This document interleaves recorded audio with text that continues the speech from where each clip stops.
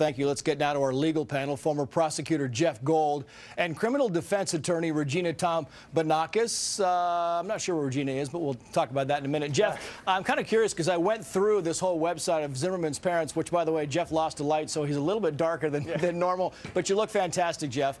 They talk a lot about kind of defending him against racist charges, saying that, you know, he one time pushed the Sanford Police Department to bring charges against somebody who assaulted an African-American homeless man, and he mentored African-American children. What's the push here? We know that racism, Jeff, is going to play a big part of this case. What are the parents trying to accomplish here? Well, they're trying to have a media war to try to fight the bad press, so to speak, but they're doing it in exactly the wrong way, if you ask me. If you want to have a media war about this, you don't make it about George Zimmerman himself. You make it a cause célèbre for victims' rights, with him not being the defendant in the case, but him being the champion of victim rights. And they could do that. They could make a website where it's about other victims. It's about, and George is the champion of it. That might make some sense. What they're doing right now does not make sense. Yeah.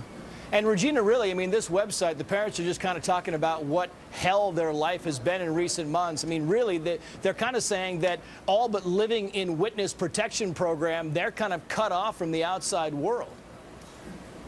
Absolutely. We got to remember, these were normal people before, living normal lives. Nobody knew who they were. They had the luxury of being able to be normal people. That's gone. Why? Did they do anything? No. Yeah. Their son is accused of a crime, and they have to be getting death threats? How is that any different from what was done in this case? Murdering, this is about a murder. So we're going to threaten to murder the accused family? Is that justice for Trayvon? Does that equal the same thing? I mean, they're sick and tired of being portrayed as this horrific family that's just racist and bad, and they want to speak out and clear up some of these misconceptions. That's a normal urge. There's and just it's a good point, way, Jeff, Regina. because really, I just got to jump in because Roseanne Barr is the one who came out and tweeted the parents' home address. So they really are being vilified here. And I guess I have to ask, what's the point of the website? I mean, they're trying to defend their son. Are they trying to raise money? Are they trying to raise awareness? I mean, why would you do this? And if you were their attorney, Jeff, would you advise them not to?